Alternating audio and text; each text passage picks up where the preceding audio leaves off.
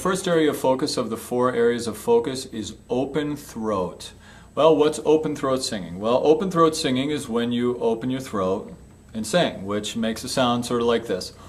Oh, as opposed to more of a non-open throat, ah style of sound. Now this is an adjustment that you can make in your voice that really dramatically changes the sound of the style.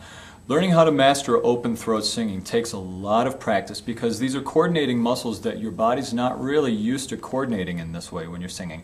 Most people, when they start off as students, as they go higher, their larynx goes higher and higher in their throat as they sing. Now, open throat, what's actually happening is the muscle groups that take your larynx down and lift your soft palate are related. So when you open your throat, it's like a rubber band effect in the back of your throat. You create space. Now, word of caution when you're working on open throat styles of singing, like art song and opera, classical styles, as well as classical musical theater, you have to be very careful not to depress your larynx or over-open your throat. You'll feel pressure down here. It'll feel real uncomfortable. Everything you do in your singing should be free from tension, or as free from tension as possible. So pay very close attention to that.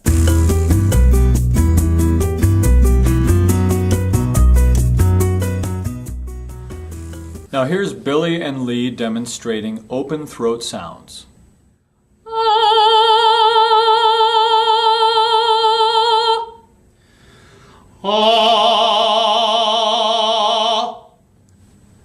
Now Billy and Lee will demonstrate non-open throat sounds.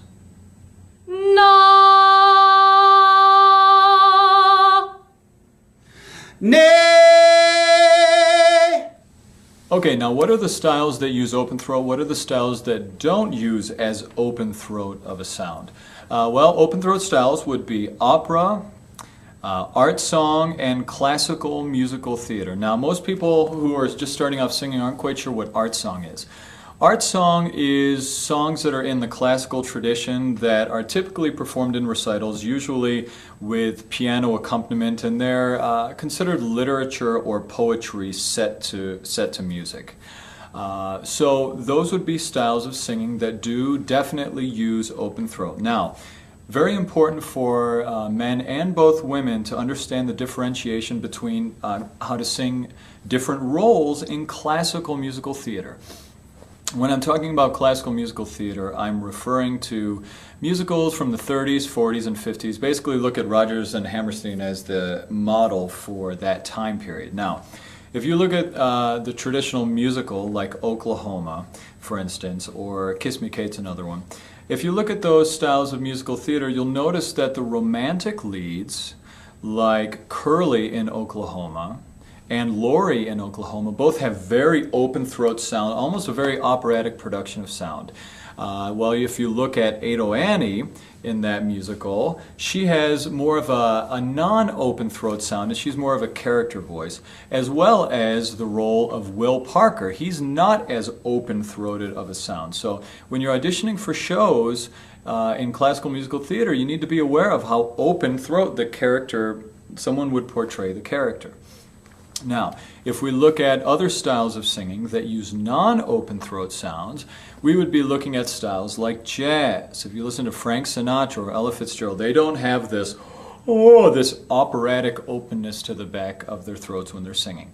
As well as pop singers, their throats, they don't have a lot of open hollow sounding space in the back of their throats when they sing, as well as contemporary musical theater. You'll actually find that contemporary musical theater, a lot of it follows the models of pop singing, even though contemporary musical theater has changed dramatically over the last several years. Now here Billy and Lee will demonstrate songs that use open throat sound.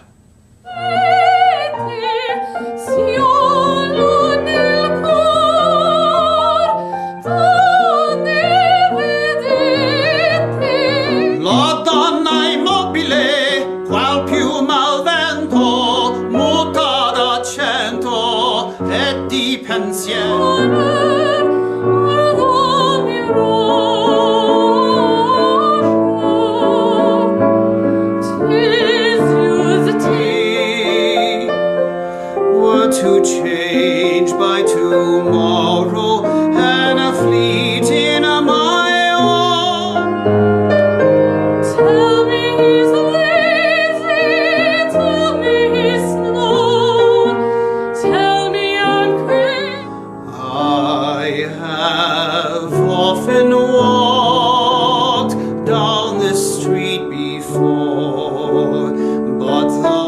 now Billy and Lee will demonstrate non-open throat styles of singing. Again, I'll explain. It means that my heart's at your command. I could say, Not shall get, them that's not shall lose. So the Bible says. Thanks. I always say, come on, let's go. Just when I ought to say nix. When a person. And by some chance I had brought my dice along, and there I stood, and I hollered, someone fade me. With some glamour guaranteeing every fiber of my being is displayed to How can I leave her? Where would I start?